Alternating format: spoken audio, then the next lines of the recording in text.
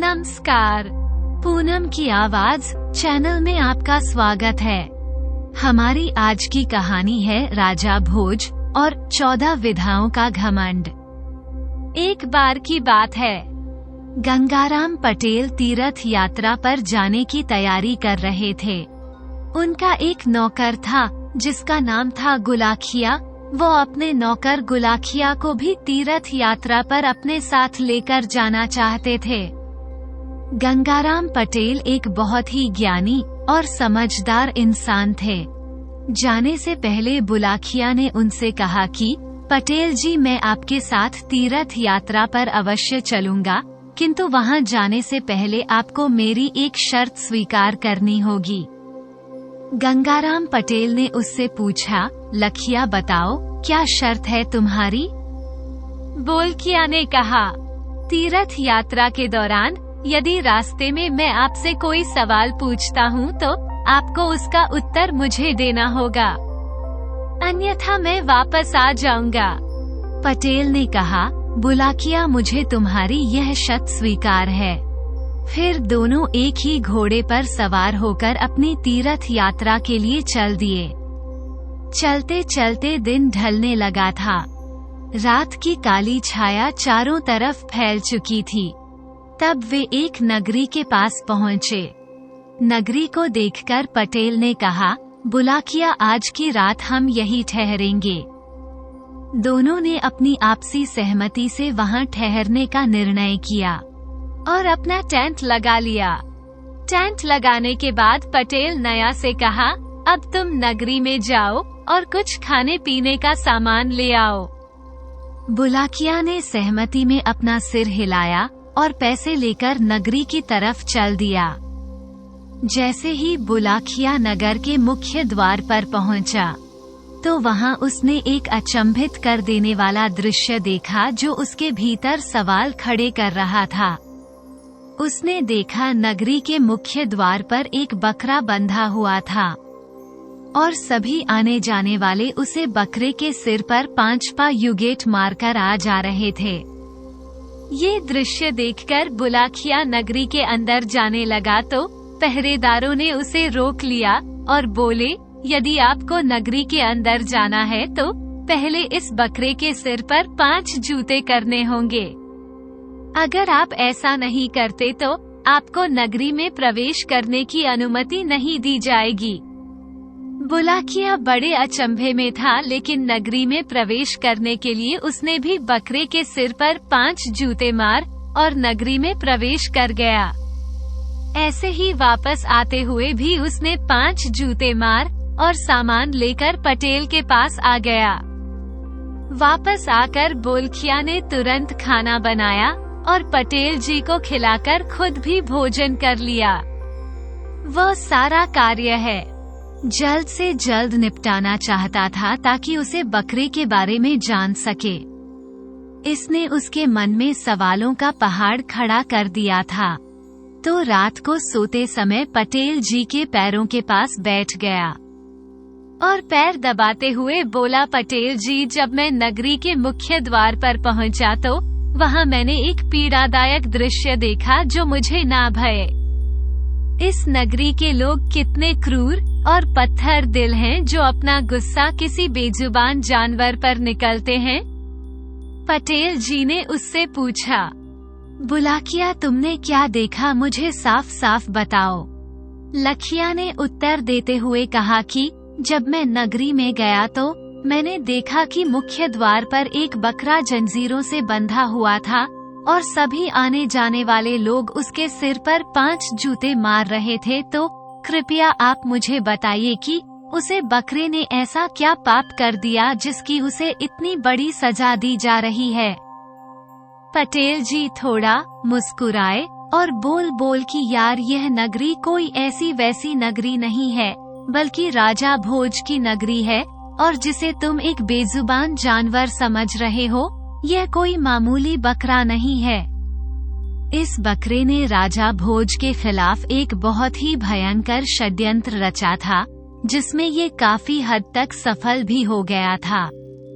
लेकिन मैं कहते हैं ना, पाप का घड़ा एक दिन फूटता जरूर है, तो इस बकरे के पाप का घड़ा भी जिस दिन कुटा उसी दिन इस ये सजा सुनाई गई कि जो भी प्रजाजन नगरी में आए या जाए उससे पहले उसे इस बकरे के सिर पर 5 यूटी करने होंगे।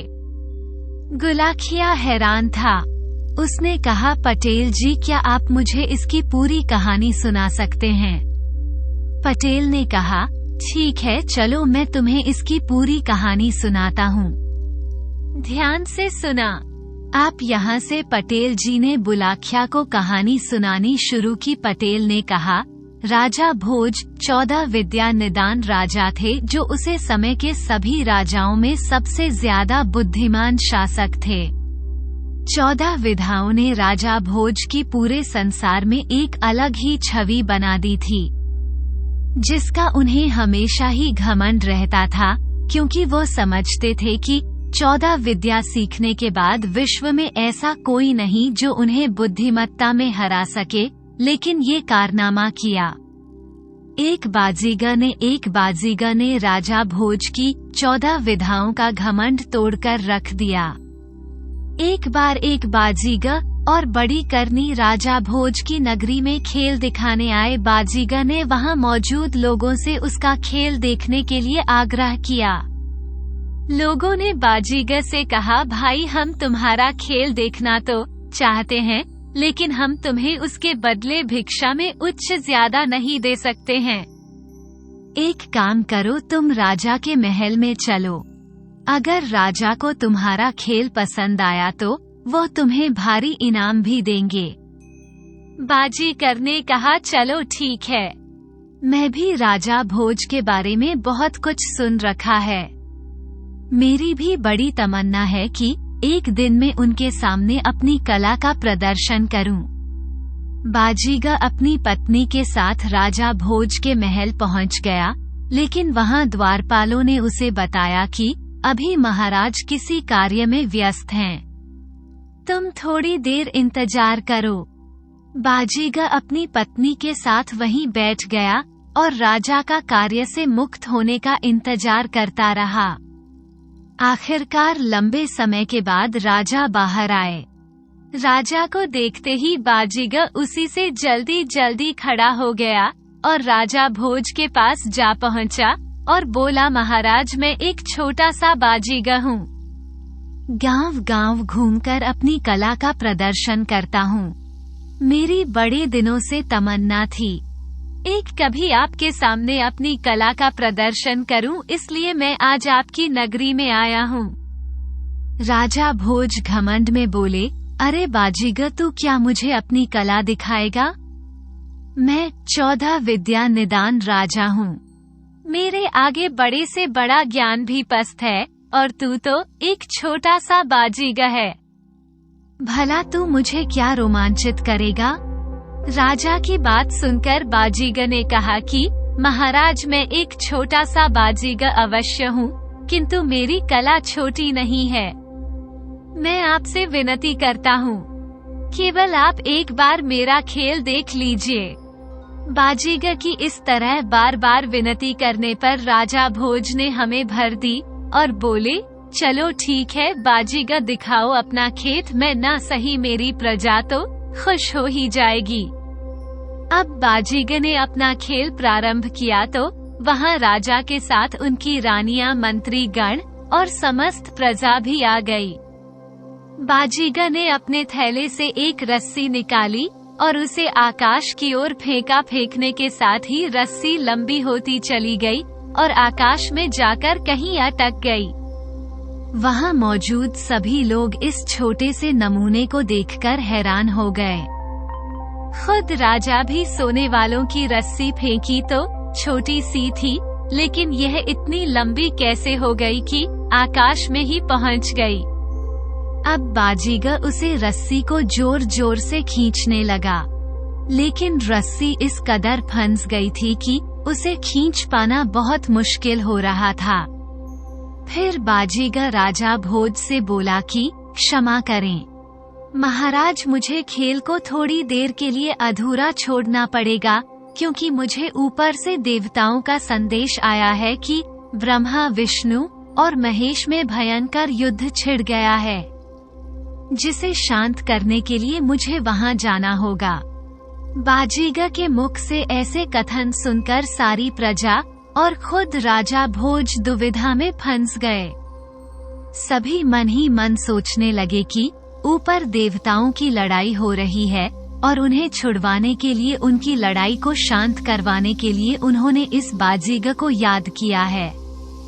राजा भोज ने खैरियत में अपना सिर हिलाया और बोले, ठीक है बाजीगर, पहले तुम देवताओं का युद्ध शांत करवा कर आओ।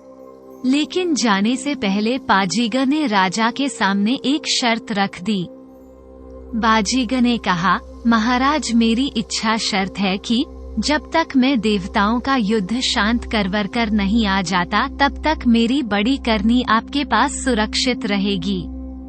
इसकी जिम्मेदारी मैं आपके ऊपर छोड़कर जा रहा हूँ और वापस आप पर ही मैं आपसे सबसे पहले अपनी पत्नी मांगूंगा। राजा एक बार फिर से सच में पड़ गया कि यहाँ कौन सा ऐसी कोई दुविधा आने वाली है जो इस बाजीगर ने ये शर्त मेरे सामने रखी है। भला इसकी पत्नी को यहाँ से कौन ले जाएगा? राजा भोज ने कहा, ठीक है, मुझे तुम्हारी शर्त मंजूर है। जब तक तुम नहीं आते, तुम्हारी पत्नी मेरे पास यहाँ मेरे राज्य में सुरक्षित रहेगी।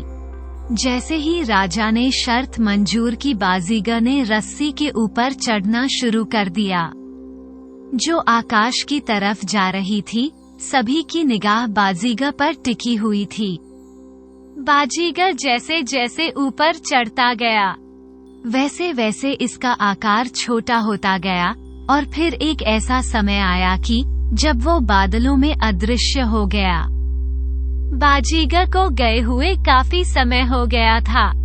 वहां मौजूद सभी प्रजाजन और राजा भोज बाजीगर के आने की प्रतीक्षा कर रहे थे।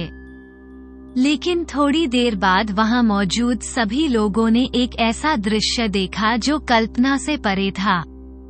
ये दृश्य है, लोगों में एक रहस्यमयी सवाल बन गया था। उन्होंने देखा आकाश से बाजीगर का एक कटा हुआ पर आकर धाम से धरती पर गिरा। उसे कटे हुए पर को देखकर सभी सुन पड़ गए। सभी की आंखें फटी की फटी रह गई। कुछ ही देर में दूसरा पर भी आ गया। फिर बाजीगर के कटे हुए हाथ आ गिरे। धीरे धीरे उसका सारा शरीर टुकड़ों के रूप में जमीन पर आ गिर रहा और अंत में उसका मुख गिरा, जिसे देखते ही राजा भोज भी अपने सिंहासन से उठ खड़े हुए। अपने पति के शरीर के कटे हुए अंग देखकर बाजीगनी जोर जोर से रोने लगी। इस सारी घटना को देखकर राजा और समस्त प्रजा के मन में कई सवाल उठने लगे।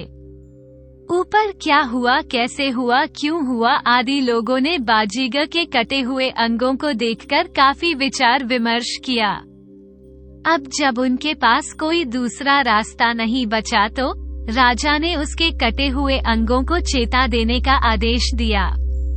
चीता की बात सुनते ही बाजीगरनी उठ खड़ी हुई और रोटी रोटी बोली कि महाराज, मैं अपने पति के साथ सती होना चाहती हूँ। राजा भोज और उसकी रानियां ने बाजीगरनी को खूब समझने की कोशिश की कि तुम अभी जवान और काफी खूबसूरत हो, तो यंग सती होकर अपना जीवन समाप्त मत करो। लेकिन बड़ी गर्मी ने जियड पकड़ ली और बोली, महाराज, या तो मुझे मेरे पति के साथ सती करो, वरना मैं यहाँ मौजूद समस्त जनों को श्राप दूंगी, जिसकी पीड़ा से आप लोग कभी उबर नहीं पाओगे। श्राप शब्द उसे समय बहुत मायने रखता था। लोग इससे भयभीत होते थे।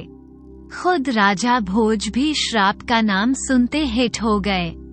अब जब खूब समझाने पर भी वह नहीं समझी तो राजा के पास कोई दूसरा रास्ता नहीं बचा। अंत में बाजीगर के साथ बाजीगनी को भी सती कर दिया गया। लेकिन समस्या यहीं पर समाप्त नहीं हुई। असली समस्या तो अभी आनी बाकी थी। अभी दोनों की चिता ठंडी भी नहीं हुई थी कि राजा और प्रजा ने देखा बाजीगर धीरे धीरे रस्सी से उतरता हुआ वापस आ रहा था। बाजीगर को यूं उतरता देखकर वहां मौजूद सभी लोगों की आंखें खुली की खुली रह गई। एक बार फिर उनके मन में सवालों का तूफान उठने लगा। अब बाजीगर पीछे पहुंच गया और राजा भोज के सामने आकर बोला, तो बताइए महाराज, कैसी लगी आपको मेरी कल? मैं आकाश में जाकर वापस आया हूँ। राजा और प्रजा एक मूर्ति की अवस्था में बाजीगर को देखते रहे। किसी की भी आवाज मुख से ना निकली। सभी लोग एक पल बाजीगर को देखते हैं और एक पल उसकी चिता को, जो अभी ठंडी भी नहीं हुई थी। अब बाजीगर थोड़ा गुस्सा होने लगा और बोला कि महाराज, मैं इतना अच्छा खेल का प्रदर्शन किया और कोई भी मेरी प्रशंसा नहीं कर रहा है।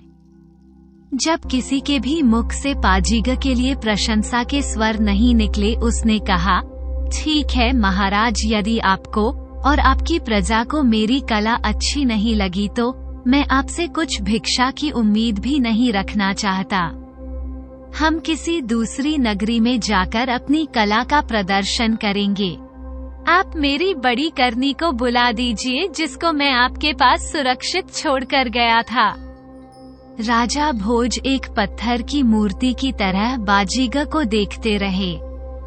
बाजीगर अपनी पत्नी को ढूंढने लगा, लेकिन जब काफी ढूंढने पर भी वह नहीं मिली तो बाजीगर ने रोड में आकर राजा भोज पर कलंक लगाना शुरू कर दिया।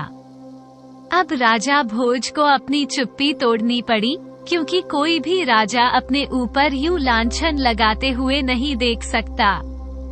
राजा भोज ने कहा, तुम्हारी पत्नी तो तुम्हारे साथ सती हो गई है। राजा ने बाजी और को उसके जाने के बाद की सारी कहानी बताई। बाजीगर ने कहा, महाराज, मैंने तो आपके बारे में बहुत अच्छा सुन रखा था, लेकिन आप तो एक कपटी और झूठे राजा हैं। जरूर आपने ही मेरी पत्नी को कहीं छुपा दिया होगा। राजा भोज ने कहा कि भला मैं तुम्हारी पत्नी को क्यों पाऊंगा? बाजीगर ने कहा, वो इसलिए महाराज, क्योंकि आप मेरी पत्नी को अपनी रानी बनना चाहते हैं।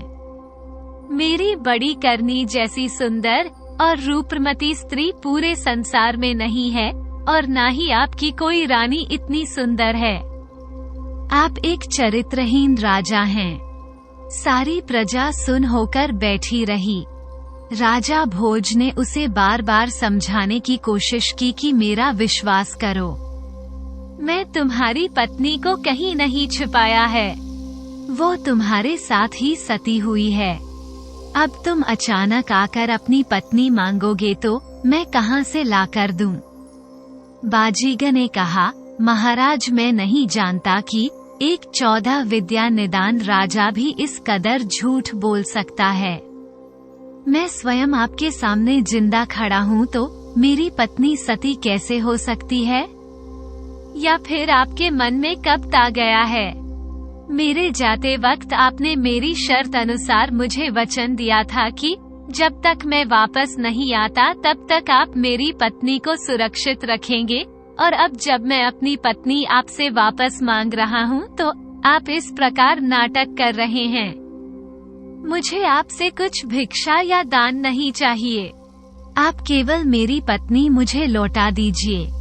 राजा भोज बोले, बाजीगर, तुम्हें जो सजा मुझे देनी है तुम दे सकते हो, किंतु मैं मरे हुए प्राणी को जिंदा नहीं कर सकता। राजा भोज की बात सुनकर बाजीगर कहने लगा कि महाराज, यदि मैं अपनी पत्नी आपके महल से निकाल ली तो आप क्या करोगे? महाराज भजन ने उत्तर देते हुए कहा कि यदि तुमने बड़ी करनी है मेरे महल से निकाल दी तो मैं अपना सारा राजपाट तुम्हारा नाम कर दूंगा, और यदि तुम बड़ी करनी को मेरे महल से नहीं निकल सके तो तुम क्या करोगे? बाजीगर ने कहा, महाराज, यदि मैं अपनी बाजी करने को आपके महल से नहीं निकल सका तो कितना राजपथ आपका है, इससे दुगना मैं आपको दूंगा। राजा ने हामी में अपना सिर हिलाया। बाजीगर ने महल में प्रवेश करने के लिए अपने कदम बढ़ा दिए। बाजीगर के पीछे पीछे राजा भोज, उनकी रानियां, मंत्री गण और समस्त प्रजा भी महल में पहुंच गए हैं। महल में पहुंचते ही बाजीगर ने जोर से आवाज लगाई, बाजीगनी कहाँ हो, तुम आ जाओ, हम चलते हैं। बाजीगर के आवाज लगते ही ऊपर से आवाज आई हूँ जी। इसके बाद बाजीगनी एक कक्ष से बाहर निकली और बाजीगर के पास आ पहुंची। बड़ी करनी को देखकर राजा भोज और समस्त जन अचंभित हो गए। आज मानो सबके लिए एक ऐसा दिन था जब वो नए नए चमत्कार देख रहे थे। इस दृश्य को देखकर तो सबके सामने सवालों का एक पहाड़ खड़ा हो गया था, लेकिन उन्हें इसका जवाब कहीं नहीं मिल रहा था। बाजीगर राजा की और देखते हुए बोला, अब बोलिए राजा महाराज, क्या सफाई देंगे? आप राजा भोज कुछ भी समझ नहीं पा रहे थे। वह बोले, मैं नहीं जानता ये कैसी लीला रची जा रही है, लेकिन मैं एक सच्चा राजा हूँ जो अपनी शर्त अनुसार अपना ये राजपथ आपको सौंपना चाहता हूँ। राजा की बात सुनकर बाजीगर ने कहा, महाराज मुझे आपके राजपाट में कोई दिलचस्पी नहीं है। मैं तो यहाँ केवल आपकी 14 विधाओं का घमंड तोड़ने आया था, और ये थी मेरी 15वीं विद्या जिसे आप अभी तक नहीं जानते जाते। जब बाजीगर नहीं अपना असली रूप दिखाया तो लोगों के सामने जो सवालों का पहाड़ था वो एक तिनके की भांति बिखर गया। वो सभी ये देखकर बहुत ही ज्यादा हैरान थे कि बाजीगर नहीं की वेश में आए कोई और नहीं बल्कि भगवान शिव और माता पार्वती थे। भगवान शिव और माता पार्वती के महल से जाने के बाद राजा भोज गहन चिंतन में फंस गए कि वास्तव में 15वीं विद्या बड़ी कमाल की है, जिसने मेरे घमंड को चकनाचूर करके रख दिया। अब राजा के आगे एक और समस्या थी कि इस विद्या को सिखा कैसे जाए। अचानक राजा को भगवान शिव और माता पार्वती का ख्याल आया, जो उनके महल से काफी दूर जा चुके थे।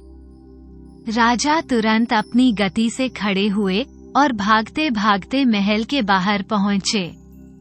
फिर वो उसे दिशा की ओर चल पड़े जिधर से भगवान शिव और माता पार्वती जा रहे थे। राजा को वे दोनों दूर से ही नजर आए। उनके पास जाते ही राजा भोज भगवान शिव और माता पार्वती के चरणों में गिर गए और बोले, एक कृपा निधान, आप मेरी समस्या का समाधान करके जाइए। भगवान शिव मुस्कुराकर बोले, महाराज आप तो 14 विद्या निदान शासक हैं। दूर दूर तक आपका नाम की छवि है, फिर आपको क्या समस्या हो सकती है? अजगुज शर्मिंदा होकर शांत भाव से बोले, एक कृपा निधान, वह मेरी बहुत बड़ी भूल थी, मुझे एक क्षमा करें। आगे से मैं ऐसी धारणा अपने मन में कभी नहीं लाऊंगा। अब भगवान शिव ने उससे पूछा, तो अब बताइए आप मुझसे क्या चाहते हो? राजा भोज ने कहा, भगवान शिव मैं 15वीं विद्या सीखना चाहता हूँ, तो कृपया आप मेरा मार्गदर्शन करें। भगवान शिव ने कहा, देखो राजन, यह विद्या सीखना इतना भी आसान नहीं है। ये बेहद कठिन परिस्थितियों भरा रहता है, जिसे सीखने की कोई समय सीमा नहीं है। ना जाने इसे सीखने में कितना समय लगेगा, तब तक राज्य का कामकाज कैसे चलेगा। अच्छा यही होगा कि आप 15वीं विद्या सीखने का विचार अपने मन से निकाल दें। राजा भोज तो 15 विद्या सीखने का निर्णय ले चुके थे, इसलिए उन्होंने कहा कि नहीं महाराज, चाहे कितना भी कठिन से कठिन कार्य हो मैं करूँगा, चाहे कितना भी वक्त लग जाए मैं वक्त निकलेगा, कृपया आप मुझे रास्ता दिखाएं। भगवान शिव ने कहा, तो ठीक है। यहाँ से बहुत दूर हिमालय पर्वत के पास एक बहुत ही घना और भयंकर जंगल है। उसे जंगल के बीच में एक सिद्ध पुरुष बाबा अमर गुरु की कुटिया है। आपको उसे कुटिया को ढूंढना होगा। इस बात का ध्यान रखना कि जंगल में घोड़ा नहीं जा सकता। आपको घोड़ा जंगल के बाहर ही छोड़ना होगा और आगे का रास्ता पैदल ही तय करना होगा। वहाँ अमर गुरु तपस्या करते हुए मिलेंगे। आप उनके चरणों में जाकर गिर जाना और 15वां विद्या सीखने का अनुरोध करना। और हाँ, एक बात का ध्यान रखना, बाबा अपने स्वभाव से काफी कठोर हैं। अगर बाबा तपस्या में लीन हो तो उनकी तपस्या भंग मत करना, नहीं तो वो आपको श्राप भी दे सकते हैं। इसलिए आपको वहाँ बैठकर बाबा की तपस्या पूरी होने का इंतजार करना होगा।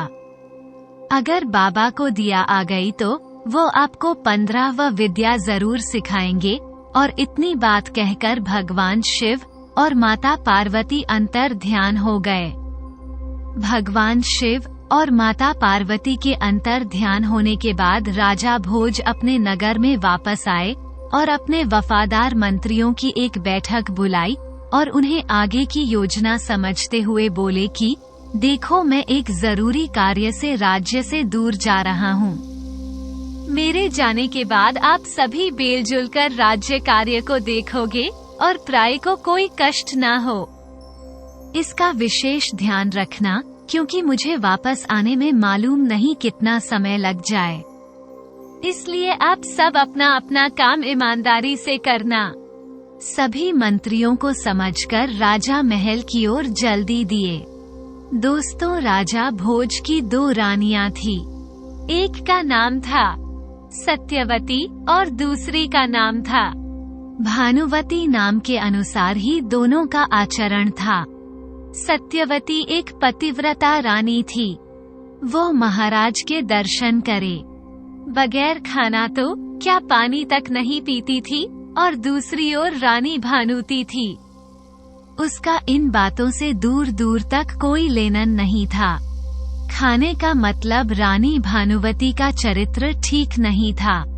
राजा भोज पहले रानी सत्यवती के कक्ष में गए और बोले कि रानी, मैं किसी जरूरी कार्य से कुछ समय के लिए नगरी छोड़कर जा रहा हूँ। मालूम नहीं मुझे आने में कितना वक्त लगे। यह वक्त 1 वर्ष का भी हो सकता है और 12 वर्ष का भी, या फिर उससे ज्यादा का भी हो सकता है। इसलिए मैं आपको सलाह देता हूँ कि मेरे आप आने तक आप सावधानी से रहना। इतनी बात सुनकर रानी सत्यवती की आंखें भर आई और बोली है, राजन, मैं तो आपके दर्शन किए बगैर पानी तक नहीं पीती। भला इतना लंबा समय मैं आपके बिना कैसे बीता पाऊंगी, जिसमें आपके आने की कोई समय सीमा भी निश्चित नहीं है। कृपया आप मुझे भी अपने साथ लेकर चलिए। राजा भोज ने कहा, नहीं रानी, मैं आपके साथ लेकर नहीं जा सकता, क्योंकि मैं जिस कार्य से जा रहा हूँ वहाँ पर स्त्रियों का जाना वर्जित है, तो कृपया आप मेरे काम में बाधा ना डालें। सत्यवती ने कहा कि महाराज, आप तो जानते ही हैं कि आपके दर्शन किए बगैर मैं भोजन तो क्या पानी तक नहीं पीती, चाहे मेरे प्राण ही क्यों ना निकल जाए। इस हालत में मैं यहाँ कैसे रह पाऊंगी। कुछ सोचकर राजा भोज बोले कि ठीक है, इस समस्या का समाधान मेरे पास है। मैं अपनी एक तस्वीर इस दीवार पर बना देता हूँ। आप इसको भोग लगाकर भोजन कर लेना।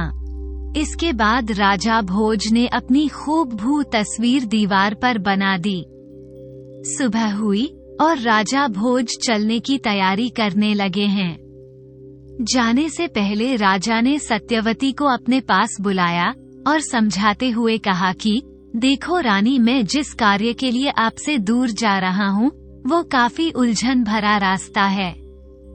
ना जाने मेरे साथ क्या घटना घट जाए और मुझे आपसे मिलने के लिए भी अपना परिचय देना पड़े। इसलिए मैं आपको अपनी मूंछ का बल देकर जा रहा हूँ। इसको संभाल कर रखना, क्योंकि मैं जब भी वापस आऊंगा तब आपसे सबसे पहले अपनी मूंछ का बाल मांगूंगा, तो आप समझ जाना कि मैं ही राजा भोज हूँ और तुम ये बात किसी को भी मत बताना। इस गुप्ती रखना। रानी ने मुझ का बोल लिया और एक डिबिया में डालकर उसे जगह संभाल कर रख दिया। 15 विद्या सीखने की अपनी यात्रा शुरू करने से पहले राजा ने अपने एक पुराने साथी नई को बुलाने का आदेश दिया। सैनिकों ने तुरंत नई के पास राजा की सूचना पहुंचाई। जैसे ही नई को पता लगा कि उसे राजा भोज ने याद किया है, वो तुरंत राजा के पास दौड़ा चला आया।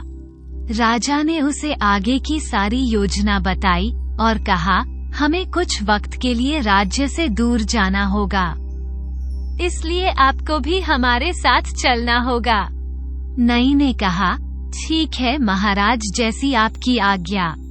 अब राजा ने 2 घोड़े मंगवाई और सफर का जरूरी सामान लेकर हिमालय पर्वत की ओर अपनी यात्रा आरंभ की। राजा भोज और नई दिन में तो सफर करते और रात में कोई नगरी आती तो वहीं ठहरकर रात को विश्राम करते दी का काम था। बागरी से बाजार में जाकर सामान लाना, खाना बनाकर राजा भोज को खिलाना। काफी दिनों बाद ऐसे ही रात और दिन चलते चलते राजा भोज और नई उसे जंगल के पास पहुंच गए।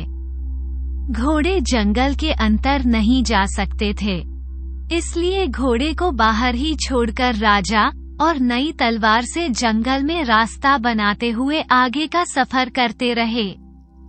आखिरकार लंबी यात्रा के बाद राजा भोज जंगल में बाबा अमर गुरु की कुटिया ढूंढने में कामयाब हो गए। राजा भोज ने देखा कि बाबा की सुंदर कुटिया बनी है। कुटिया के आसपास रंग बिरंगे फूल खिले हैं। बाबा के धो में धुआं उठ रहा है और वृक्षशाला पर बैठे बाबा तपस्या में ली है। राजा भोज और नई बाबा अमर गुरु के सामने थोड़ी दूरी पर हाथ जोड़कर बैठ जाते हैं। इसी तरह इंतजार करते करते 1 सप्ताह बीत यात्रा है, लेकिन बाबा आंखें नहीं खोलते। अब राजा भोज मन में विचार करते हैं और नई से कहते हैं कि जब तक बाबा आंखें नहीं खोलते तब तक हम आश्रम की साफ सफाई कर देते हैं, और दोनों आश्रम में काम करने लगे। उन्होंने जंगल से नए नए और फूल लाकर वहां लगाए। जंगल से सूखी लड़कियां लकारने के पास इकट्ठी कर दी और वहां आराम से रहने लगे। इसी तरह 1 महीना बीत गया। तब कहीं जाकर बाबा अमर गुरु ने आंखें खोली और अपने सामने एक राजा का एक नौकर को बैठे देखा।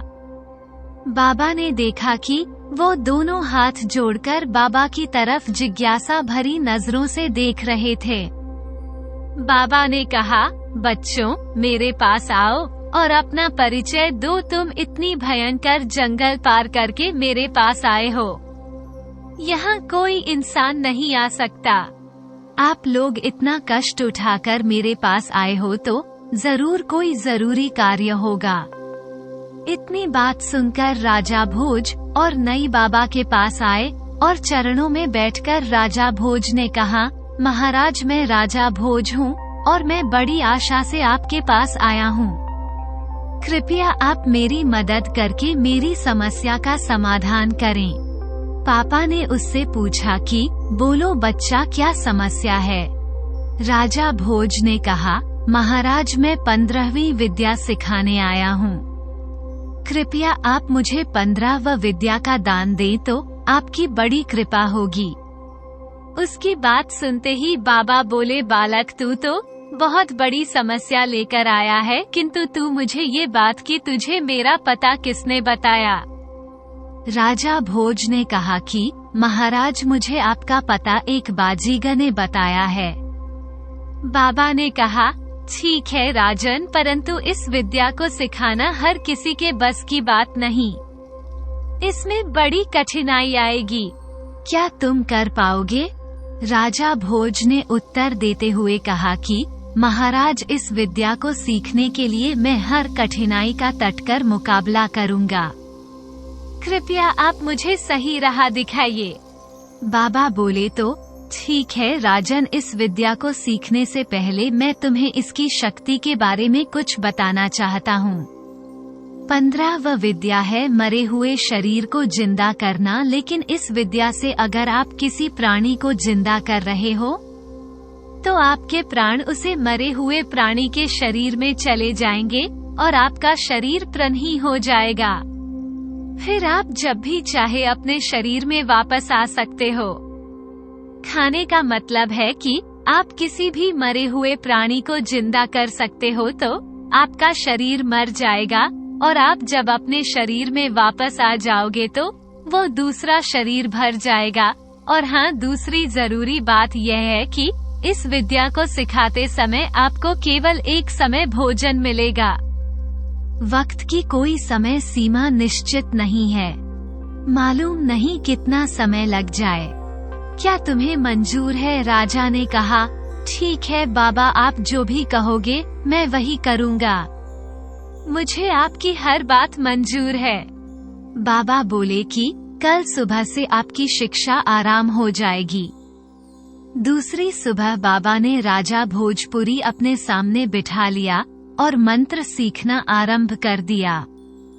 अब राजा भोज का 15वां विद्या सीखने का सिलसिला शुरू हो चुका था, लेकिन इसी के साथ शुरू हुआ एक भयंकर समस्या का सिलसिला जिससे राजा अभी अनजान थे। दोस्तों, जब बाबा राजा भोज को मंत्र सुना रहे थे तो नई भी राजा भोज के पीछे बैठा बैठा मंत्र सुन रहा था और उसने भी राजा के साथ साथ मंत्र रात लिए थे और वह भी मन ही मन मंत्र का जाप करने लगा। ऐसे ही राजा भोज की शिक्षा 12 वर्ष तक चली। राजा भोज को पापा जो भी मंत्र बताते हैं उसे नई भी तुरंत अपने जेहन में बिठा लेता, यानी रात लेट, और जैसे जैसे राजा मंत्र का जाप करते हैं वैसे ही नई भी मन ही मन मंत्र का जाप करता रहता है। खाने का मतलब 12 वर्ष में राजा भोज 15वां विद्या सीख गए और साथ साथ नई भी इस विद्या को सीख गया। फिर एक दिन ऐसा भी आया कि बाबा ने कहा, राजन, अब आपकी विद्या पूर्ण हो गई है। अब आप अपने राज्य में जाकर अपने राज्य का काम संभाल सकते हैं। लेकिन हाँ, एक बात का ध्यान हमेशा रखना, कभी भी इस विद्या का गलत इस्तेमाल मत करना। राजा ने प्रसन्न भाव से अपने गुरु की बात का मान रखते हुए हम ही भरते हुए अपना सिर हिलाया। अगली सुबह राजा भोज ने गुरु अमर को प्रणाम करके और उनके चरण स्पर्श करके जाने की आज्ञा मांगी। बाबा ने भी प्रसन्नता के भाव अपने मुख पर लाकर उन्हें आशीर्वाद दिया और जाने की इजाजत दे दी। अब राजा भोज नई को साथ लेकर अपनी नगरी की ओर चल दिए। अब घोड़े तो थे नहीं, इसलिए वो दोनों पैदल ही बातें करते करते चले जा रहे थे। दोस्तों, अब आगे क्या होता है कि नई के दिल में कपट जाग उठता है। नई ने मन ही मन एक भयंकर साजिश रच डाली। नई से राजा भोज बनने की साजिश राजा को अपने व्यवहार की और आकर्षित करने के लिए नैकुम सम होकर बैठ गया। राजा अभी उसकी नीति से बिल्कुल अनजान थे। नई को इस तरह तुमसुम बैठा देखकर राजा ने कहा, नई, क्या बात है, तुम बड़े गुमसुम से नजर आ रहे हो। नई ने कहा, महाराज, मेरे दिल में एक बात है, आप बुरा नाम मानो तो बताऊं। राजा भोज बोले कि नई, जो भी बात है खुलकर बताओ।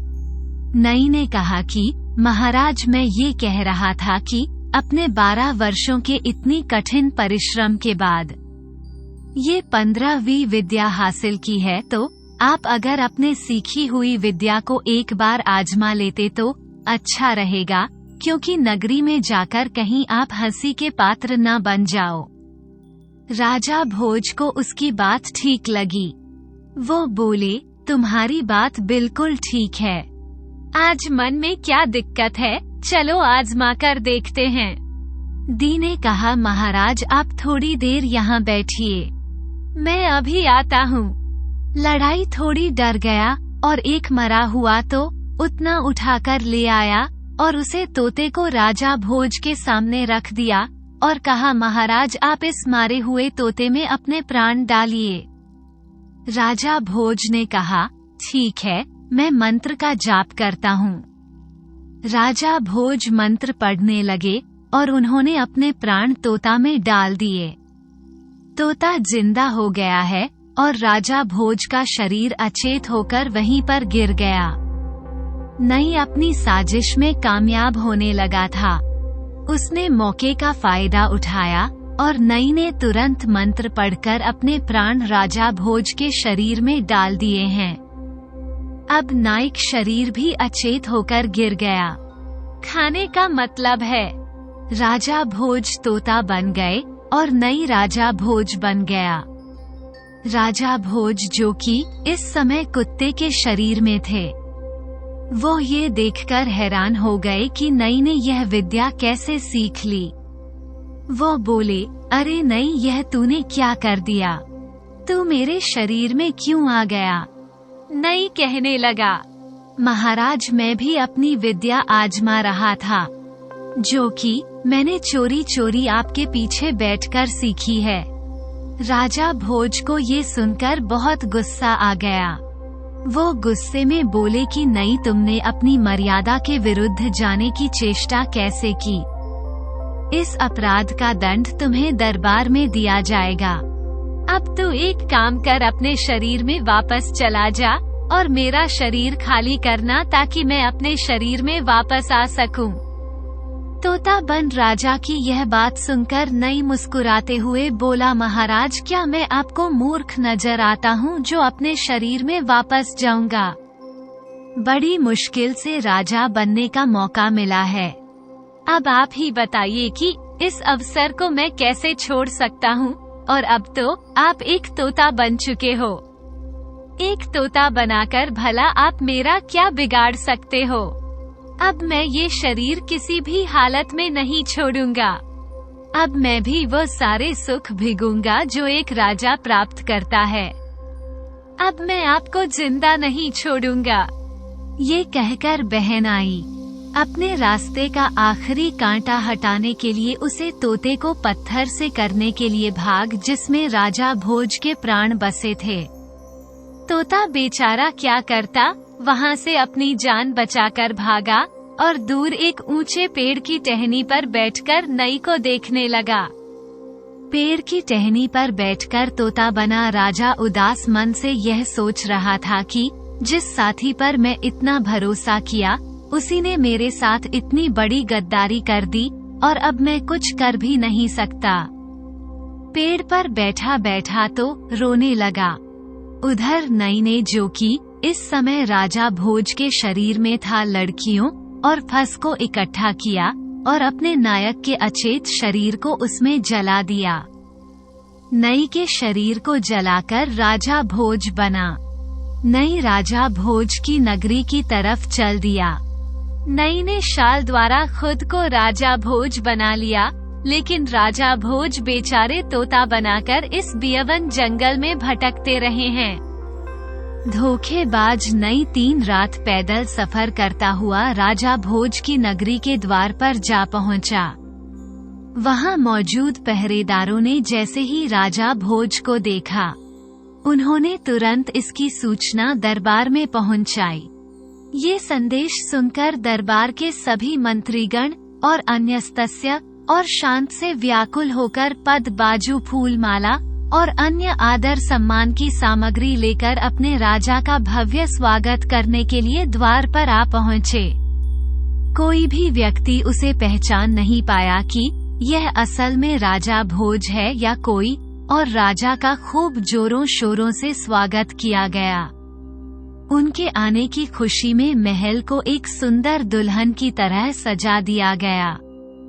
पूरे राज्य में सूचना पहुंचा दी गई कि महाराज अपना जरूरी कार्य निपटाकर 12 वर्ष बाद अपनी नगरी में वापस लौट आए हैं, क्योंकि नई महल में मौजूद सभी मंत्रीगण और अन्य सदस्यों को पहले से ही जानता था। इसलिए उसे उनके साथ विचार वर्ष करने में किसी भी उलझन का सामना नहीं करना पड़ा। सभी लोग इतने लंबे समय के बाद अपने राजा से विचार वर्ष कर काफी प्रसन्न थे। दरबार में सभी जन से अच्छी तरह मिलजुल कर राजा भोज, जो कि असल में नहीं था, अपने महल की ओर चल दिया। महल के द्वार पर पहुंचा तो वहां काफी सुंदर छवि की बंदी यानी नौकरानी उनका स्वागत करने के लिए अपने हाथों में आरती की थाली और फूल ये खड़ी थी। लेकिन राजा बना नई रानी को वहां मौजूद न देखकर बोला कि रुक जाओ बंदियों, हम तब तक अंदर नहीं आएंगे जब तक कि हमारी रानी सत्यवती हमारा स्वागत करने नहीं आ जाती।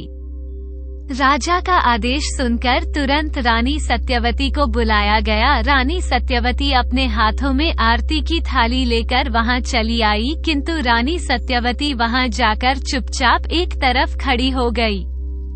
तब राजा भोज बनेदी ने कहा, क्या बात है रानी, क्या आप हमें देखकर खुश नहीं हैं?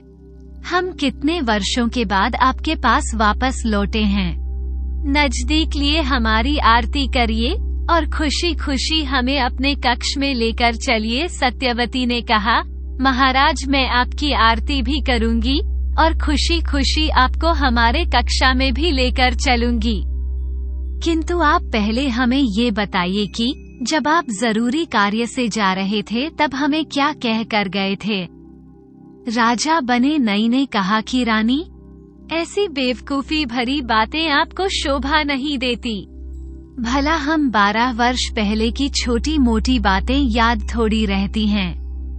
आप लिए और हमारी आरती करिए। सत्यवती ने उनकी बात की और ध्यान नहीं दिया और फिर से पूछा, पहले आप हमें उसे वार्ता का परिचय दीजिए, तभी हम आपके अंदर आने की अनुमति देंगे। राजा बने नई ने मन ही मन सोचा, ये रानी तो बहुत ही तेज और सुलझी हुई लगती है, यहाँ तो दाल गलने वाली नहीं है। ये सोचकर नई ने अपना रुख भानुगति के महल की तरफ कर लिया। जब नई रानी भानुगति के महल के द्वार पर पहुंचा तो देखा कि भानुवती पहले से ही राजा के स्वागत के लिए आरती का थाल लेकर खड़ी थी। वो राजा को इतने लंबे समय के बाद देखकर काफी प्रसन्न थी। उसने खुशी खुशी उसकी आरती की और अपने कक्ष में ले गई। रानी भानुभूति के महल में नई ने खूब सुख सुविधाओं का आनंद उठाया। धीरे धीरे आधी रात हो गई। भानुवती को तो नींद आ गई, किंतु नई को नींद कहाँ आने वाली थी। अब उसके जहां में एक डर बैठ जा रहा था, उसे एक चिंता स्थाई जा रही थी और वह चिंता थी उसे तोते की, क्योंकि उसे तोता में खुद राजा भोज बसे थे जो मनुष्य की भांति बोल सकते थे। अब उसका यही डर था कि कहीं वो तोता उड़ता उड़ता नगरी तक न पहुँचे, कहीं मेरे सारे भेद खुल न जाए। अब इस समस्या से छुटकारा पाने के लिए नई एक खत्म योजना बनाने लगा। यहाँ तो नई अपनी बुद्धि का परिचय देते हुए योजना पर योजना बनाने लगा। दूसरी तरफ राजा भोज, जो बेचारे अभी भी एक तोता बनाकर इस बियवन जंगल में भटक रहे थे, वो बेचारा तोता रूह को और प्यास के कारण इधर उधर भटक रहा था। पानी की तलाश में भटकते भटकते तोता आखिरकार एक बावड़ी पर आ पहुंचा, जहां पर 99 तोता पहले से ही रहते थे। 99 तोतों ने देखा आज बाबादी पर एक नया तोता आया है और कुछ ज्यादा ही प्यास है। बेचारा पानी पिए ही जा रहा है। उसे नए तोते को देखकर सारे टूटे खुश हो गए और आपस में बातें करने वालों की चलो हम इसे दोस्ती करते हैं। अगर यह हमारा दोस्त बन गया तो हम पूरे 100 तोते हो जाएंगे। फिर तोते बने हुए राजा भोज के पास सारे तोता आ गए और अपनी तोते वाली भाषा में राजा भोज से बातें करने लगे, उसका हालचाल पूछने लगे। राजा भोज 15 विद्या के निदान थे, इसलिए वह तोतों की भाषा भी जानते थे। राजा भोज ने उन्हें तोतिया भाषा में बताया। राजा भोज ने उन्हें तोतिया भाषा में बताया कि देखो दोस्तों, मैं अकेला हूँ और मेरा कोई परिवार भी नहीं है। मैं दुनिया भ्रमण के लिए निकला हूँ। अब जब आप सब मुझसे दोस्ती करना चाहते हो तो मैं तैयार हूँ। मैं आप सबके साथ ही रहूँगा। सारे तोता बहुत ही खुश हुए और हंसी खुशी सब एक साथ रहने लगे।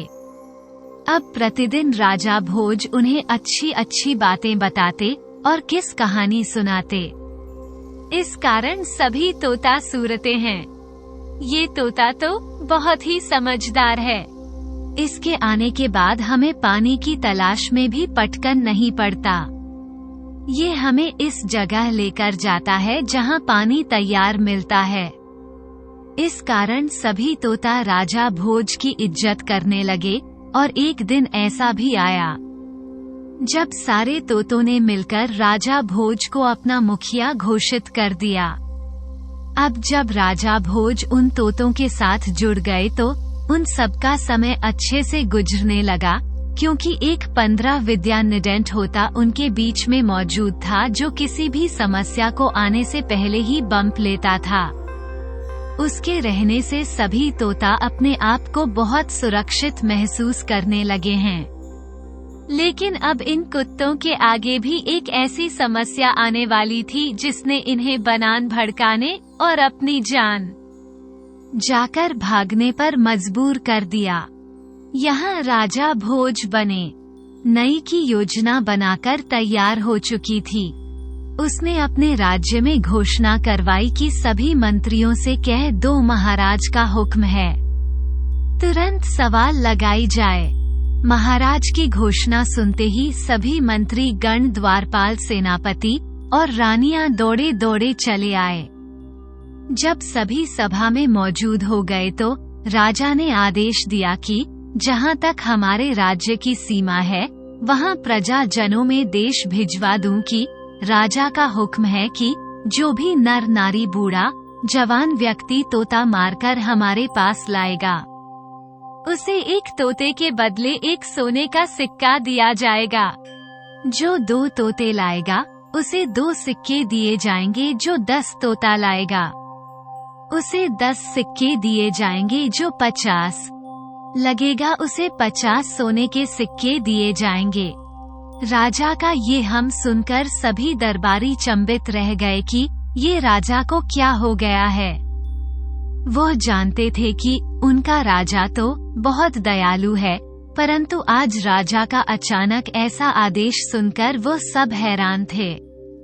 राजा अचानक तोता मरवाने का आदेश दे रहे हैं, किंतु सभी केवल सोच सकते थे, कुछ पूछ नहीं सकते थे, क्योंकि यह राजा का आदेश था। जो भी हो, जैसे ही यह समाचार राजा जैन में पहुंचा तो सभी निचले लोग तोता पड़े के लिए निकल पड़े। शाम तक कोई एक तोता लेकर दरबार में आ रहा था, कोई 2 और कोई 10 तोता लेकर दरबार में पहुंच गया। जो जितनी संख्या में तोता लेकर आता उसे उठना ही सोने के सिक्के दिए जाते हैं। अब ये समाचार धीरे धीरे आसपास के नगरों में भी फैल गया कि राजा भोज एक तोता करने के बदले एक सोने का सिक्का दे रहा है। बेचारे तोता समझ नहीं पा रहे थे कि हमारा कसूर क्या है, हमें क्यों मरवाया जा रहा है। अब धीरे धीरे ये समाचार उत्तरा बने। राजा भोज के पास भी पहुंच गया कि राजा जो कि नई था ने तोता मरवाने का हुक्म दिया है। वो चकना हो गया और सभी 99 तत्वों को बुलाकर बोला कि होशियार हो जाओ, हम पर अब एक बड़ी मुसीबत आने वाली है। अपने मुखिया तोता की यह बात सुनकर बेचारे सभी तोता डरे सहमे राजा भोज बने तोते के पर आस लगाए बैठे रहे और बोले, मुखिया जी, हमें तो आप जैसा सुझाव देंगे हम उसी का पालन करेंगे, कृपया आप ही हमारा मार्ग तय करें। राजा भोज पर अब 99 तोतों की सुरक्षा का भरा था। वो अपनी चतुराई से उन सभी दोस्तों को बचाते रहे, लेकिन होनी को कुछ और ही मंजूर था। एक दिन सभी सत होते रात के समय पेड़ पर बैठे मंत्रणा कर रहे थे। तभी उनमें से एक तोते ने देखा कि एक शिकारी अपने कंधों पर धनुष बाण और कमर पर रात बढ़े और हाथ में एक बढ़ा लिए उनकी दिशा में आगे बढ़ा चला आ रहा था। उसने तुरंत ही अपने मुखिया तोता यानी राजा भोज को इसके बारे में बताया। शिकारी को यूं आता देखकर राजा भोज ने तुरंत एक योजना बनाई और सभी तोतों को समझाया कि देखो, उड़ने की गलती बिल्कुल मत करना, क्योंकि इसके हाथ में धनुष बाण है। अगर हमने उड़ने की कोशिश की तो हम में से 2 या 3 पोते तो जरूर मारे जाएंगे। इसलिए जैसा मैं कहता हूँ वैसा ही करना। सभी डरे सहमे और भयभीत तोतों ने तुरंत हामी में अपना सिर हिलाया। फिर राजा भोज उन्हें अपनी रणनीति समझते हुए बोले, पहले यह शिकारी पेड़ के पास आएगा और एक ही पेड़ पर इतने सारे तोता देखकर प्रसन्न हो जाएगा, जिसके परिणाम स्वरूप ये लालच में सारे तोता पकड़ने की सोचेगा, जिसके लिए ये हम पर बाध तो नहीं चलाएगा, क्योंकि बाध चलने से वह 2 या 3 तोते ही पड़ सकता है, बाकियों को नहीं। तो आप सब एक नाटक करना होगा जिससे शिकारी यह सोचे कि ये तो पहले से ही मरे हुए हैं। खाने का मतलब है आप सब अपनी गर्दन इस ढंग से लटका दो जिससे ऐसा लगे कि जैसे हम सब कुत्ते मरे हुए हैं। फिर शिकारी ऊपर पेड़ पर चढ़ेगा और हमें एक आकर के जमीन पर गिराएगा। तब आप लोग एक बात का विशेष ध्यान रखना कि जैसे ही शिकारी एक तोते को नीचे जमीन पर लटके उसके गिरने की आवाज आएगी, फिर दूसरे को पटकेगा तो उसकी जमीन पर गिरने से आवाज आएगी, फिर तीसरे को पटकेगा फिर से आवाज आएगी। पटकने की आवाज को गिनते रहना, क्योंकि धीरे धीरे वो हम सबको नीचे जमीन पर पटकता रहेगा और जैसे ही पटकने की स्वामी आवाज पूरी हो जाए तब सारे एकदम उड़ जाना। इससे फायदा ये होगा कि उसे वक्त शिकारी तो पेड़ पर होगा और हम सब भागने में कामयाब हो जाएंगे और उसे वक्त उसके पास धनुष बाण भी नहीं होंगे।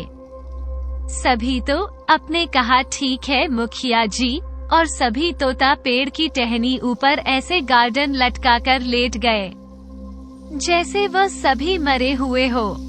अब शिकारी पेड़ के पास पहुंचता है और एक ही पेड़ पर इतने सारे तोता देखकर काफी प्रसन्न हो जाता है, क्योंकि इतने सारे तोता उसे बड़ा धनवान बना सकते थे। वो मन ही मन भगवान को धन्यवाद कहते हुए बोला, भगवान तू कितना दयालु है, मुझे एक ही जगह इतने सारे तोता मिल गए, वो भी मरे हुए, मुझे हत्या भी नहीं करनी पड़ेगी और ढेर सारे सोने के सिक्के भी मिल जाएंगे। शिकारी ने अपने धनुष बाण और पूरे को नीचे रखा और खुद पेड़ पर चढ़ गया। पर शांत से व्याकुल शिकारी एक आकर के तोतों को नीचे जमीन पर पटकने लगा। शिकारी अपना कार्य शुरू कर चुका था। वो एक एक करके सभी तोतों को नीचे पटकने लगा। जैसे ही एक तोता नीचे जमीन पर गिरता तो उसकी जमीन से टकराने से आवाज होती। सभी तोता उसे आवाज की गिनती करने लगे। आवाज की गिनती 99 तक पहुंच गई। अंत में बच्चे थे। राजा भोज, जिनको शिकारी नीचे फेंकने ही वाला था कि उससे पहले शिकारी का डांट धरती पर आगे रहा। दरात के धरती पर गिरते ही फिर से गिरने की आवाज आई और अब 100 की गिनती पूरी हो चुकी थी। आखिरी आवाज सुनते ही नीचे पड़े। सभी तोता ऐफ से उड़ गए, लेकिन शिकारी के हाथ में रह गए। तोता बन राजा भोज मुखिया थे, इसलिए वो सबसे ऊंची टहनी पर बैठे हुए थे। बाकी इन 99 तोते उड़ चुके थे, लेकिन राजा बना तोता शिकारी के हाथ लग चुका था। शिकारी तोतों की चतुराई से काफी गुस्से में था। ऐसे धोखे की रासलीला देखकर वो आग बबूला हो गया था। शिकारी राजा भोज बने धोते से बोला कि तुमने मेरे साथ बहुत बड़ा धोखा किया है, लेकिन मैं तुझे अपने हाथ से जाने नहीं दूंगा। कम से कम मुझे एक सोने का सिक्का तो मिल ही जाएगा। शिकारी पेड़ से नीचे उतरा और राजा भोज बने। पोते को अपने हाथ में पकड़कर अपनी नगरी की ओर चल दिया। चलते चलते रास्ते में तोते ने कहा, शिकारी भाई। शिकारी इधर उधर दिखने लगा और बोला, मुझे किसने आवाज लगाई है? क्योंकि राजा भोज बना, तोता मनुष्य की तरह बोल सकता था। उसने कहा, भाई मैं बोल रहा हूँ, तोता जिसे तुमने पकड़ रखा है। शिकारी थोड़ा हैरान होकर कहता है, वो यार तू तो हमारी जैसी भाषा बोल रहा है। तोता बन राजा ने उससे पूछा, शिकारी भाई तुम मुझे कहाँ ले जाओगे? शिकारी ने कहा, मैं तुझे राजा के पास लेकर जाऊंगा जहाँ मुझे एक तोते के बदले एक सोने का सिक्का मिलेगा।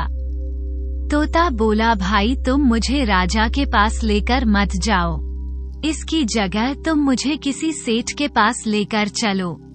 मैं उसे सेठ से तुम्हें 10 सोने के सिक्के दिलवाऊंगा। शिकारी हैरान होकर बोला, 10 सोने के सिक्के? तोते ने कहा, हाँ भाई बिल्कुल, मैं तुम्हें 10 सोने के सिक्के दिलाऊंगा। शिकारी खुश होते हुए बोला, तो ठीक है, मैं तुझे यहाँ के सबसे बड़े सेठ के पास लेकर चलता हूँ। तोता के चेहरे पर अब कुछ खुशी के भाव नजर आए। शिकारी उसे लेकर एक सेठ के पास पहुँच गया। वहाँ जाकर शिकारी बोला, सेठ जी यह तोता मैं यंगर से पड़ा है जिसे मैं आपको बेचना चाहता हूँ। सेठ ने शिकारी से कहा, भाई भला मैं तोता का क्या करूँगा, तुम इसे ले जाकर राजा को दे दो, तुझे एक सोने का सिक्का मिल जाएगा।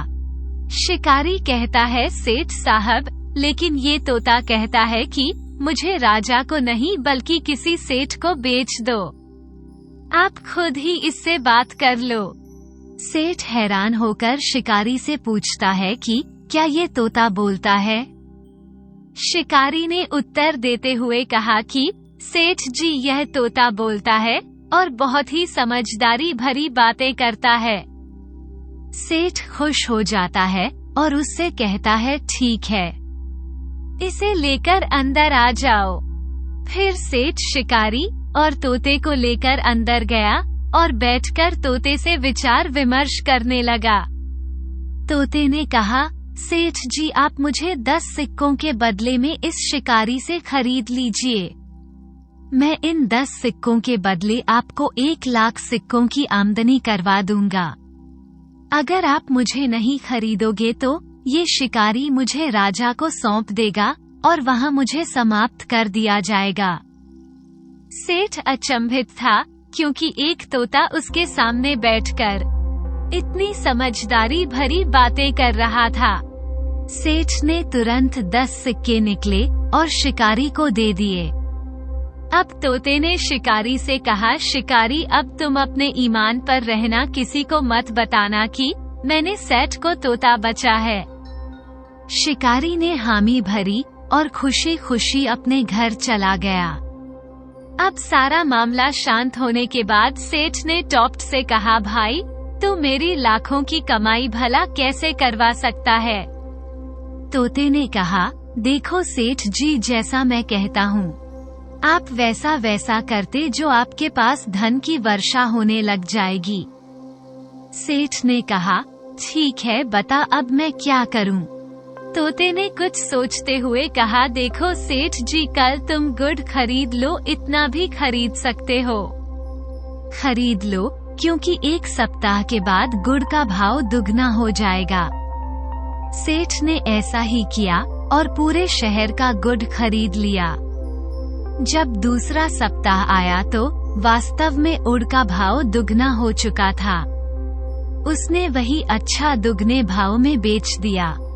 अब सेठ को दुगना मुनाफा हुआ। इस मुनाफे से सेठ बड़ा खुश था कि वास्तव में ये तोता तो बड़ा ही ज्ञानी और समझदार है। सेठ तोते को बड़े ही प्यार से रखने लगा। सेठ उसे प्रतिदिन अच्छा अच्छा खड़ा, खिला और सेठ उसके लिए सभी जरूर का सामान लाने लगा।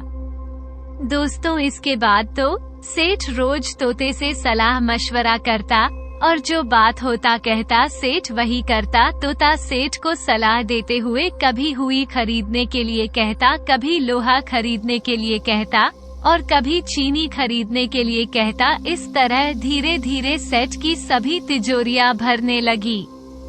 अब सेठ बहुत खुश था। एक दिन सेठ तोते से कहने लगा, तोता भाई, मैं तेरी वजह से आज मालामाल हो गया हूँ। तू बता आज क्या चाहता है, मैं तेरे लिए कुछ भी करने के लिए तैयार हूँ। सेठ की इतनी बात सुनकर तोता उदास हो गया। सेठ ने कहा, तोता भाई, मेरी बात सुनकर तू उदास क्यों हो गया है? मुझे बता क्या बात है। धीरे धीरे तोते की आंखों से आंसू टपकने लगे। तोते की आंखों में आंसू देखकर सेठ ने कहा, तोता भाई, मुझे माफ कर दे। मैं अपनी कमाई के चक्कर में आज तक तेरा दुख दर्द तो पूछ ही नहीं पाया, लेकिन अब तेरी वजह से मेरे पास बहुत धन हो गया है। अब तू मुझे अपने बारे में बात। तोते ने कहा, देखो सेठ जी, किसी को मत बताना, मैं अपने बारे में आपको सारी बात बताता हूँ। सेठ ने कहा, तू मेरा विश्वास कर पोते भाई, मैं किसी को नहीं बताऊंगा। इसके बाद तोते ने कहा, सेठ जी, मैं वास्तव में कोई तोता नहीं बल्कि राजा भोज हूँ। फिर तोते ने बाजीगर से लेकर 15वीं विद्या तक की सारी बात सेठ को बता दी और अंत में तो तेरे ने कहा कि ये तोता मर अभियान भी मुझे खत्म करने के लिए ही चलाया गया है। सेठ पूरा किस्सा सुनकर दंग रह गया और तोता बन राजा भोज के पैरों में गिर गया। सेठ कहने लगा, महाराज, मुझे माफ कर दो, मुझे बहुत बड़ी गलती हो गई है। मैंने इतने बड़े महाराज को इस तरह से रखा है। कृपया मुझे क्षमा करें और मेरे लायक कोई सेवा हो तो मुझे अवश्य बताएं। तोते ने कहा, आपकी कोई गलती नहीं है, ये तो मुझे मेरे कर्मों का दंड मिल रहा है, लेकिन आप कुछ कर सकते हो तो मुझे किसी भी तरीके से एक बार छुपाकर रानी सत्यवती के पास पहुंचा दो तो आपकी बड़ी कृपा होगी। सेठ ने कहा, ठीक है महाराज, मैं किसी भी इतनी तरीके से आपको रानी सत्यवती के महल तक जरूर पहुंचाऊंगा, चाहे मुझे कितने भी खतरों का सामना क्यों न करना पड़े। सेठ अपने वचन अनुसार राजा भोज बने। तोते को प्राणी सत्यवती से मिलने के लिए काफी आतुर था। फिर एक दिन उसने योजना बनाई और तोते को अच्छी तरह छुपाकर राजा भोज की नगरी की तरफ चल दिया। 2-4 दिन की पैदल यात्रा करने के बाद वो राजा भोज की नगरी में पहुंच गया और रानी सत्यवती के महल के बाहर जाकर बैठ गया, क्योंकि यह मसला इतना गंभीर था कि वो हर किसी से इसके बारे में बात भी नहीं कर सकता था।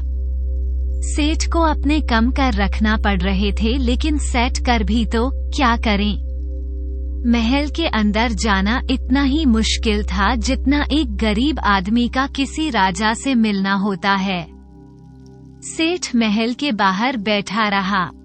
उसे यह उम्मीद थी कि भगवान कोई ना कोई रास्ता जरूर निकलेगा। अचानक सेठ ने देखा कि एक बंदी यानी नौकरानी पहल से बाहर आई। सेठ में तुरंत अपना दिमाग दौड़ी कि आगे का काम ये बंदी ही कर सकती है। वो भाग और तुरंत बंदी के पास जा पहुंचा। सेठ ने बंटी से कहा कि बहन, कृपा करके आप मेरा एक कार्य कर दीजिए, मुझे किसी भी तरह से एक बार रानी सत्यवती से मिलवा दीजिए। बंटी की गुस्से में रहती है कि क्या कहा रानी सत्यवती से मिलवा दूं? हमारी रानी के इतने भी बुरे दिन नहीं आए हैं कि वह किसी भी घर चलते या गैर से मिले। अब तुम यहाँ से चुपचाप चले जाओ। सेठ ने बांधती से फिर से विनती करते हुए कहा कि आप किसी भी तरह ये समाचार रानी तक पहुँचा दो कि एक सेठ बहुत दूर से पैदल यात्रा करते हुए एक गंभीर समस्या लेकर आपसे मिलने आया है। इसके बदले में मैं आप 50 सोने के सिक्के दूंगा। 50 सोने के सिक्कों के नाम से बंदी के चेहरे पर चमक आ गई। उसने मन ही मन सोचा, इतने छोटे से काम के 50 सोने के सिक्के। बंदी बोली कि सेठ जी लो, पहले मुझे 50 सोने के सिक्के दो, तभी मैं रानी के पास जाकर आपका समाचार पहुंचाऊंगी। सेठ ने तुरंत उसे 50 सोने के सिक्के थमा दिए। सिक्के अपने पल्लू में बांधकर वो दौड़ती हुई रानी सत्यवती के पास गई और रानी से बोली कि महारानी, एक सेठ बहुत दूर से पैदल सफर करते हुए आपसे मिलने आए हैं। शायद बेहद ही गंभीर समस्या पर विचार करना चाहते हैं। यदि आप आज्ञा दे तो मैं उन्हें बुलाऊं। रानी सत्यवती ने कहा, ठीक है बंदी, उसे हमारे पास लेकर आओ। बंदी भाग गई और सेठ को रानी सत्यवती के महल के भीतर ले आई। जब सेठ रानी के पास पहुंचा तो रानी ने देखा कि सेठ की आंखें चल कर रही थी। उसने हाथ जोड़कर रानी से विनती करी कि रानी, मैं केवल 1 मिनट के लिए आपसे अकेले में वार्ता करना चाहता हूँ। रानी सत्यवती एक कोमल हृदय की महिला थी। किसी अनजान व्यक्ति की आंखों में पानी देखकर उसकी मां पसीजने लगा था। रानी ने तुरंत सभी बंदियां और पहरेदारों को बाहर जाने का आदेश दे दिया। जैसे ही सब बाहर गए, सेठ ने अपनी चादर हटाई और तोताबन राजा भोज को बाहर निकाला और बोला, महारानी, यह कोई और नहीं बल्कि स्वयं राजा भोज हैं। किसी अनजाने के मुख से ऐसे शब्द सुनते ही रानी का हृदय जोर जोर से धड़कने लगा। वो इस पहेली को समझ नहीं पा रही थी। राजा पूछ, वो भी एक तोता, ये कैसे? रानी के हृदय में सवाल बढ़ते जा रहे थे। एक क्षण के लिए वो मौन हो चुकी थी। फिर सेठ ने धीरे से कहा, रानी आप इन्हें संभालिए, मेरा कार्य यहीं समाप्त होता है। बाकी की सारी कहानी ये तोताबन राजा भोज स्वयं आपको बता देंगे। रानी बोली, रुको सेठ, जब तक ये सिद्ध नहीं हो जाता कि ये राजा भोज है, आप यहीं रहेंगे। यदि आपकी बात सच साबित हुई तो राजा भोज के आने की खुशी में आपका नाम पर एक भव्य समारोह किया जाएगा, और यदि आप हमारे साथ कोई मजाक कर रहे हैं तो आपको ऐसा दंड दिया जाएगा जिसकी आपने कभी कल्पना भी नहीं की होगी। रानी और सेठ की इतनी बातें सुनकर पीछे बैठे तोते ने धीरे से कहा, रानी, क्या आज भी आपके पास हमारे बाल सुरक्षित रखा है? ये कथन सुनते ही रानी बोलते बोलते एकदम सुन पड़ गई और धीरे धीरे अपनी नजरें उसे तोते की तरफ घुमाई जिसकी आंखों में जिज्ञासा के आंसू बह रहे थे। अपने स्वामी से इतने वर्षों बाद मिलकर जो आज उसे इस अवस्था में मिले थे, उन्हें गले लगाकर रानी फूट फूट कर रोने लगी। रानी ने सेठ का तेल से धन्यवाद किया और उन्हें मेहमान गृह में ठहरने को कहा। रानी ने बंधिया को बुलाकर आदेश दिया कि ये सेठ हमारे शाही मेहमान हैं।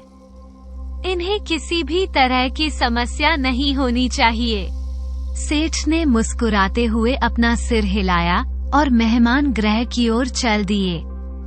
अब रानी को तोताबन राजा भोज ने अपनी पूरी दस्त सुना डाली कि कैसे नई ने उनके साथ इतना बड़ा धोखा किया है। रानी ने भी उसे नई के महल में आने के पक्ष की सारी कहानी उसे राजा भोज बने तोते को सुने और बोली, महाराज, ये तो मैं उसके महल में आते ही समझ गई थी कि यह कोई और बहरूपिया है, मेरे महाराज नहीं, क्योंकि मैंने उसे आते ही वह निशानी मांगने को कहा जो आप मुझे सौंप कर गए थे, जिसे देने में वो असमर्थ हो गया और नए नए बहाने बनाने लगा। इतनी वार्ता करने के बाद रानी सत्यवती बोली कि महाराज, आप एक 15 विद्या निधन शासक हैं, तो कृपया आप ही इस समस्या का समाधान करिए। दोस्तों, दी कितना भी बात क्यों ना हो, वो केवल 15वीं विद्या जानता था, किंतु राजा भोज 1 से लेकर 15 तक की सभी विद्याएं जानते थे। अब असली राजा भोज को रानी सत्यवती का साथ मिल चुका था। उन्होंने इस दुख से छुटकारा पाने के लिए गंभीर योजना बनाई है और रानी सत्यवती से बोले कि देखो रानी केवल सेठ, और आपको ही यह मालूम है कि मैं महल में आ चुका हूँ और किसी को भी इसकी सूचना नहीं है और ना ही मिलनी चाहिए। अब जो मैं आगे कहूँगा आपको वही करना होगा। रानी सत्यवती ने कहा, जी महाराज, आप जैसा कहेंगे मैं वैसा ही करूँगी। कृपया आप मुझे आगे की योजना बताइए। राजा भोज बना तोता बोला कि रानी, सबसे पहले आप सैनिकों से कहकर एक मरा हुआ बकराइए और एक बंदी से कहकर नई के पास संदेश भिजवाइए, जिसमें आप उससे माफी मांगते हुए महल में आने का आग्रह करना चाहती हैं। उससे पहले मुझे किसी ऐसे स्थान पर दीजिए जहां से केवल मैं आपको देख सकूं, आप लोग मुझे ना देख सको। रानी सत्यवती राजा भोज की पूरी योजना अच्छी तरह से समझ चुकी थी। फिर उसने योजना के अनुसार एक बंदी को बुलाया और उसके द्वारा रानी ने राजा भोज बने नई तक एक संदेश भिजवाया। इसमें रानी राजा बने नई से माफी मांगते हुए अब उन्हें अपने महल में बुलाती हैं। बंदी रानी का संदेश लेकर तुरंत राजा बने नई के पास गई। चोर रानी भानुक्ति के महल में विश्राम कर रहा था। वहां जाकर बंदी राजा बने नई से बोली, महाराज, रानी सत्यवती ने आपको याद किया है। वो अपने कर्मों पर पश्चाताप करते हुए आपसे माफी मांगना चाहती हैं। रानी ने आपके साथ सभी मंत्रीगणों को भी आमंत्रित किया है ताकि वह सबके सामने आपसे माफी मांग सके। कृपया अब आप चलिए, रानी आपकी आरती करते हुए महल में आपका भव्य स्वागत करना चाहती हैं। ये सारी बात बंदी ने राजा बने नई को हाथ जोड़कर का दली राजा बने नई ने कहा कि आखिरकार रानी सत्यवती को अकल आ ही गई। ठीक है, जाकर रानी से कह दो हम शीघ्र ही समस्त मंत्री गणों के साथ महल में पधार रहे हैं। हमारे स्वागत की तैयारी करो। रानी सत्यवती को पूरा विश्वास था कि इस संदेश के साथ राजा बनान आई जरूर आएगा। इसलिए रानी ने कुत्ता बन राजा भोजपुरी एक कपड़े से ढककर कक्षा के रोशनदान में छुपा दिया ताकि तोता वहां से सारा दृश्य देख सके। इस कार्य से निजात पाकर रानी राजा बने नई और मंत्रियों के आने की प्रतीक्षा करने लगी। थोड़ी देर बाद रानी ने देखा कि राजा बने नई समस्त मंत्री गणों के साथ महल की ओर पधार रहा था। राजमहल के द्वार पर पहुंचते ही रानी ने अपने ऊपरी मन से राजा बने नई की आरती की और हाथ जोड़कर कहने लगी, महाराज, मैं अपनी गलती पर अति शर्मिंदा हूँ जो मैंने आपको महल में प्रवेश करने से रोका, किंतु आप ये भली भांति जानते हैं कि मैं एक पतिव्रता स्त्री हूँ। इस कारण मुझे फूंक फूंक कर कदम रखने पड़ते हैं। कृपया अब आप मुझे क्षमा का दान दें। अपनी बात को आगे बढ़ती हुई रानी बोली, महाराज, मैं आपकी बात से सहमत हूँ कि इतनी पुरानी बातें याद थोड़ी ही रहती हैं। लेकिन मैं आपको याद दिलाना चाहती हूँ कि जब आप 15वीं विद्या सीखने जा रहे थे तब आप मुझे निशानी के तौर पर क्या कर गए थे कि रानी सत्यवती, मैं जब भी 15वीं विद्या सीखकर वापस आऊंगा तो सबसे पहले इसका चमत्कार आपको ही दिखाऊंगा, तो आप समझ जाना कि मैं ही राजा भोज हूँ। लेकिन महाराज, वापस आने के बाद आपने मुझे कोई भी चमत्कार नहीं दिखाया, जिस कारण मुझे आपके साथ ऐसा व्यवहार करना पड़ा। इसलिए महाराज, मैं आपसे प्रार्थना करती हूँ कि सभी के सामने अपनी 15वीं विद्या का चमत्कार दिखाई है ताकि मैं अपने महाराज पर गर्व कर सकूं। इतनी वार्तालाप के बाद राजा बन्ना मन ही मन बहुत खुश हो गया। वो खुद भी सबके सामने अपनी विद्या दिखाने के लिए आतुर था, लेकिन उसे इस बात का बिल्कुल भी एहसास नहीं था कि असली राजा भोज वहां मौजूद होकर उसकी सारी रासलीला देख रहे हैं और केवल उसे एक मौके की तलाश में बैठे थे। जब नई एक क्षण के लिए राजा भोज के शरीर से बाहर निकले, राजा बने राय ने कहा, ठीक है रानी, आप ही बताइए, आप क्या देखना चाहेंगे? रानी ने तुरंत अपने नौकरों से कहकर उसे मरे हुए बकरे को मंगवाया। रानी के आदेश अनुसार नौकर 12 हुआ, बकरा लेकर आए और उसे राजा बने नई के सामने पटक दिया। रानी ने कहा, महाराज, मैं चाहती हूँ कि आप एक बार अपने प्राण इस मारे हुए बकरे में डालकर इसे जीवित कर अपनी विद्या का परिचय दें। राजा बने नई ने कहा, ठीक है, इसमें कौन सी बड़ी बात है, ये तो मेरे बाएं हाथ का खेल है। नई माँ ही मन मंत्र पढ़ने लगा और कुछ ही क्षण बाद राजा भोज का शरीर प्रन्ही होकर जमीन पर गिर गया और मरा हुआ बकरा जीवित हो उठा। अब नई के प्राण उसे बकरे में बस चुके थे। उधर रोशनदान में बैठा तोता, जो कि राजा भोज थे, वो इसी क्षण की तलाश में थे। उन्होंने भी तुरंत मंत्र पढ़े और अपने प्राण खुद के यानी राजा भोज के प्राण ही होकर जमीन पर पड़े शरीर में डाल दिए। फिर उसी समय तोता प्राण है होकर गिर गया।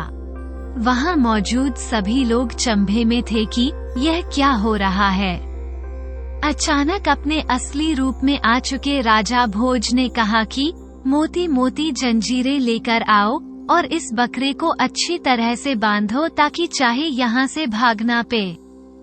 राजा का आदेश सुनकर तुरंत जीरे लाई गई और बकरे को अच्छी तरह से बांध दिया गया। मामला शांत होने के बाद राजा भोज ने अपनी सारी आपबीती वहां मौजूद समस्त मंत्री गणों को सुने और कहा, भला हो इस सेठ का जिसने मेरी काफी मदद की और अच्छाई का साथ दिया। राजा की बात सुनकर सभी मंत्री गण बोल कि महाराज, हमें क्षमा करें जो हम इस नकली राजा को पहचान ना सके, किंतु हमें इस पर संदेह तभी हो गया था जब इसने तोता मर अभियान चलाया था। कृपया अब आप ही इसकी सजा मुकर्रर करें। राजा भोज ने कहा, इसके लिए मृत्युदंड पर्याप्त नहीं है, इसे हम ऐसी सजा देंगे जिससे ये सारी जिंदगी पछता रहेगी। इस बकरे को नगरी के मुख्य द्वार पर बांध दिया जाए और समस्त प्रजा में ये घोषणा करवा दी जाए कि राजा का आदेश है कि जो भी प्रजाजन नगरी से बाहर जाएगा वह इस बकरे के सिर पर 5 जूते मारकर ही जाएगा और जो भी कोई अंदर आएगा वह भी इसके सिर पर 5 यूटी मारकर ही आएगा। ऐसा ही हुआ। बकरे को नगरी के मुख्य द्वार पर बांध दिया गया है और वहां पहरेदार बैठा दिए गए।